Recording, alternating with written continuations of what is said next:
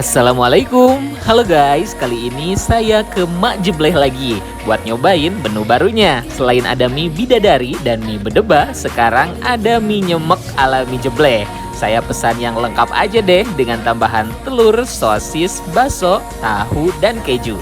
Seperti biasa, saya minta dibikinin yang pedes banget. Kedai Mak Jebleh ini kan ada 2 lantai. Unik banget nih cara nganterinnya, dari lantai 1 ke lantai 2-nya langsung pakai lift khusus makanan. Yang unik lagi, penyajiannya langsung di atas teflon. Mirip di Korea ya. Mie-nya keriting, bumbunya asin, gurih, dan pedas. Sosis dan baksonya di sini kualitasnya tuh bagus. Untuk telur bisa order matang ataupun setengah matang. Kedai Mak Jebleh ini asik banget loh buat nongkrong sama teman-teman. Alamatnya di Jalan Yuda Negara, Tasikmalaya. Yuk cobain.